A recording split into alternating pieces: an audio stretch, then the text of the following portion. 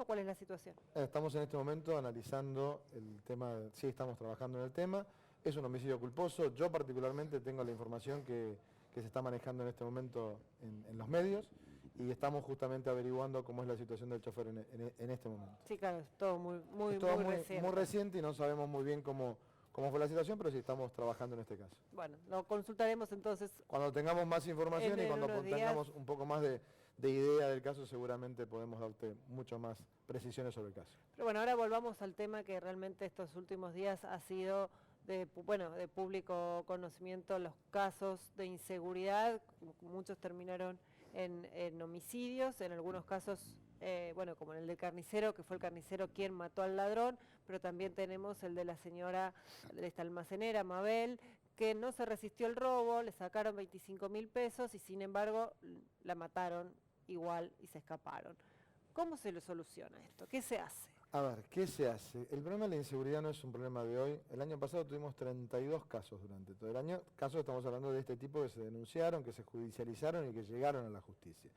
No te olvides que hay mucha cifra negra. Sí, claro. Se denuncia nada más que el 30% de los hechos. El 70% de los hechos no se denuncia. ¿Pero cuando hay homicidio? No, obviamente cuando hay un homicidio, pero no solamente la defensa propia pasa por el homicidio, a eso es lo que te estoy apuntando. En más de una situación, más de uno, si ven más lejos, el hermano del carnicero dijo, a mí me quisieron robar y yo me defendí y se fue. Seguramente hay unas lesiones, hay también una defensa propia. Pero a la legítima defensa, el estado de emoción violenta y hay otras tantas causas de inimputabilidad, o sea que te dejan a vos no culpable, las marca la ley. Y está bien que así sea, lo marca un artículo del Código Penal que es el artículo 34. El artículo 34 del Código nos dice claramente, señor, si usted se defiende a usted, a sus bienes o a un tercero, siempre y cuando no haya una agresión, digamos, no haya una agresión no, haya una proporción. Hay dos palabritas acá. Para lo que es el caso de la defensa es proporción.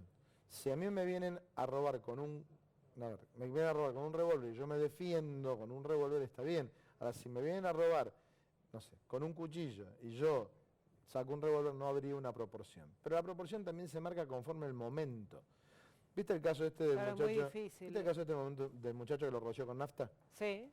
El playero que se defendió. Sí, y evitó el robo. Así. Evitó el robo y de casualidad no fue una tragedia porque no percutó el arma del ladrón. Sí, porque explotaba todo. Porque explotaba todo.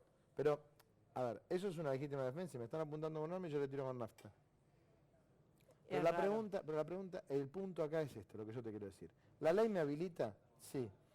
¿Y quién me dice si eso está bien o está mal? Porque cuando yo me paso de ese límite...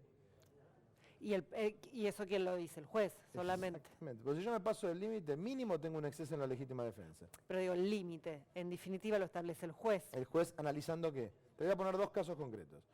¿Te acordás el tirador de acá de San Martín y Tucumán?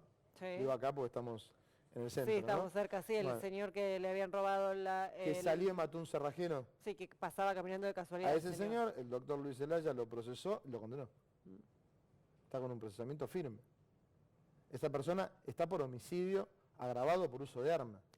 A él le habían robado, recordemos, le habían robado. Habían salido y cuando salieron él le tira a los motochorros y mata a un transeúnte que venía caminando, una persona que venía caminando, que era un cerrajero que iba a trabajar. Ahí claramente tiene homicidio del cerrajero y tentativa de homicidio de los ladrones. No hay, en ningún caso hay nada de que se no hay legítima defensa en ese caso. ¿Por qué? Porque ya se habían ido. En el caso de Villar Cataldo, ahí estamos hablando de que puede haber un exceso en la legítima defensa o una legítima defensa. ¿Por qué? Porque él había amenazado su vida. En el caso de Oyarzún, en el caso del carnicero, estamos hablando de una emoción violenta. ¿Qué es la emoción violenta? Es cuando yo dice la ley, no comprendo la criminalidad de mi acto. Es decir, ¿y ahí cuál es la palabra? Como en la otra es proporción, o sea, en la otra yo tengo que ser proporcional y no tengo que haber generado la agresión. Tiene que ser una agresión ilegítima, no provocada por mí y proporcional. O sea, alguien que me fue a robar o alguien que me fue a amenazar a mí. Exacto. En el caso de la emoción violenta lo que tiene que haber es algo que se llama continuidad. Yo no puedo llegar a mi casa, bueno, hubo un antecedente, incluso hubo un antecedente justamente en Zárate también, que una persona le robaron el celular a su hijo, fue a la plaza del pueblo, lo ubicó al ladrón y lo mató. Y y esa persona lo condenaron por homicidio simple. Porque tuvo tiempo de Porque pensar. porque vos llegás a tu casa, es típico del ingeniero Santos que hablamos hace mucho tiempo. Si tuvo tiempo para pensar, si no tuvo tiempo para pensar, que es lo que hay que analizar ahora en el caso de Oyarzún. Pero lo que yo digo... Igual lo del caso de Oyarzún, el abogado quiere plantear algo que no sé, es un tanto para mí por lo menos llamativo, que es que se trató de un accidente de tránsito. ¿Hay alguna posibilidad? No, el tema es así, puede ser un accidente de tránsito. Yo no lo encararía por el lado del accidente de tránsito, sino que lo encararía directamente, no un homicidio culposo, que es un accidente de tránsito, como hablábamos hace un rato del caso del camionero, pero eso es un accidente de tránsito. Esto no es un accidente de tránsito, en el mejor de los casos será una emoción violenta. Porque el señor sale a perseguir a la persona que le roba para recuperar sus bienes, y él dice, estaba mojado, había barro, quise frenar y no frenó, por eso va por el accidente de tránsito. Pero él lo que quería era recuperar su bien y lo estaba persiguiendo. Y ahora que a uno le hayan robado varias veces, ¿eso suma a la emoción violenta? Absolutamente, absolutamente. Y si a vos no hace falta que te roban varias veces, vos venís juntando, no sé, plata. Hace poquito hubo una persona había sacado un crédito por una casa, se lo robaron y también creo que con la misma arma del homicida lo mata. Ya te digo, llevamos en lo que va del año 27, 28 hechos contra 32 del año pasado. Pero, ¿a dónde tenemos que apuntar? Tenemos que apuntar a un trabajo conjunto. ¿Conjunto entre quién? Entre las autoridades políticas, la de seguridad y la justicia. Sí, claro. De hecho, este fin de semana estuvo el jefe de gabinete del ministro Ritondo, el ministro de Seguridad, el doctor Marcelo Rocchetti, estuvo hablando con el intendente, estuvo en la ciudad, estuvo en Sala, estuvo en Campana, y ahí organizó y empezó a trabajar sobre este tema. Y tenemos que organizar también el tema del sistema carcelario. Porque esto es un todo. Siempre decimos, no, este señor tenía antecedentes, este señor estaba en libertad, este señor tenía un frondoso prontuario. Si tenía un frondoso prontuario significa que entró varias veces. Y si entró varias veces debería quedarse. Sí, en algún momento. El tema del sistema de reincidencia. Vos acordate que nosotros siempre decimos nosotros, hay 105.000 prófugos. El otro día me corrigieron y me dijeron, no, mire, en la situación que usted habla, sacando a los que tienen ya un comparendo, que es me citaron como testigo, no fui, entonces me quedo un comparendo, digamos, los que tienen antecedentes tienen 50 y pico. O sea, vamos a poner 55.000, siguen siendo un montón.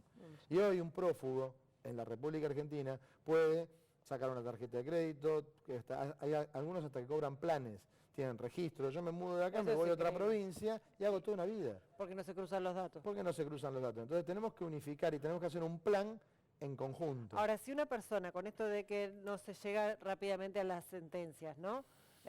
Y si entra por robo varias veces, pero ninguna de esas instancias llega a juicio, ¿cuándo debe quedar preso? Es que no es que no llegue a juicio, porque si nosotros ya tenemos el antecedente, es que esta persona estuvo detenido y esta persona ya le consta. Vos pensá algo, dentro de los antecedentes vos tenés, por ejemplo, el 66% de la población carcelaria de hoy tiene algún pariente también dentro del sistema carcelario, o sea, privado de su libertad, o estuvo privado de su libertad.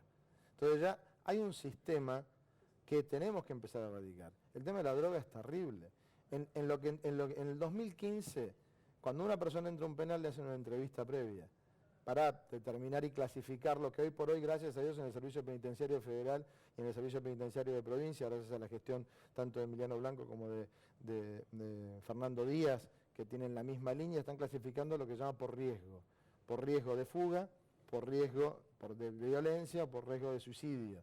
Entonces ya los van clasificando y los van controlando distintos. Y eso depende del pabellón. Eso depende del pabellón donde va. En esta entrevista, el 98% admite que consume o consumió drogas. Sí, claro. Entonces realmente eso es terrible.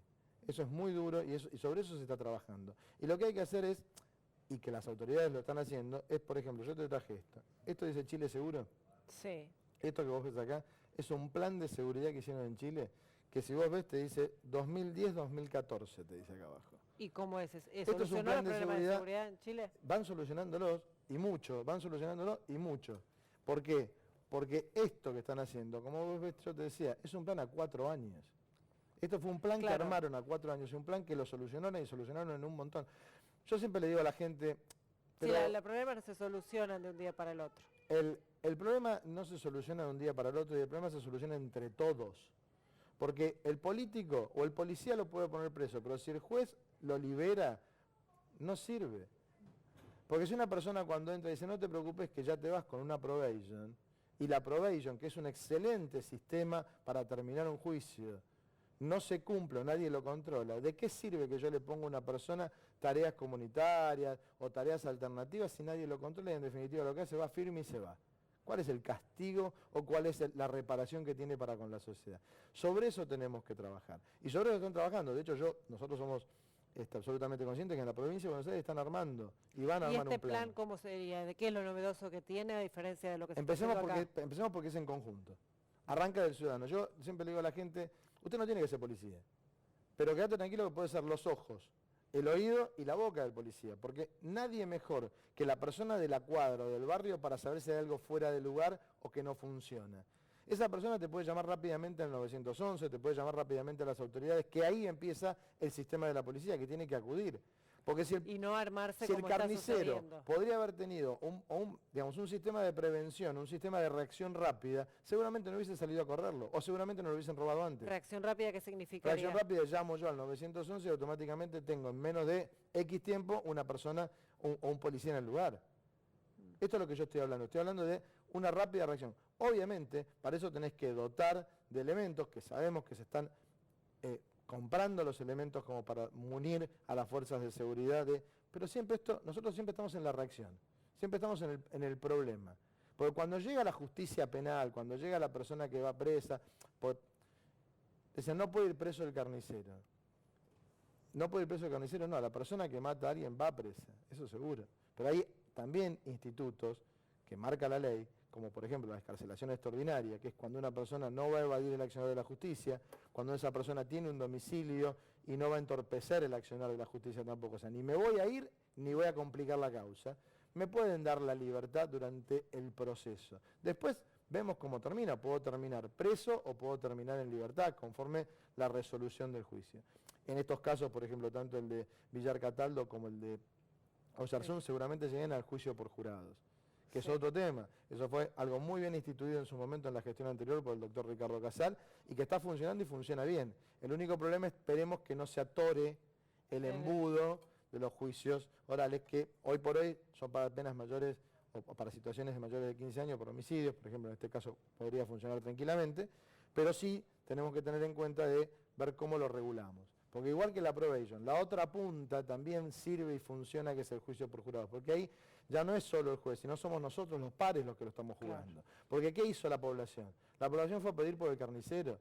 La población dice, estoy de acuerdo en que la gente se defienda, pero ahí está la justicia para poner un límite. La ley me habilita a defenderme, pero la justicia me dice que si yo me paso de ese límite, claro, es exceso en la legítima defensa, o hasta puede ser como en el caso del tirador de acá del microcentro, que es directamente un homicidio.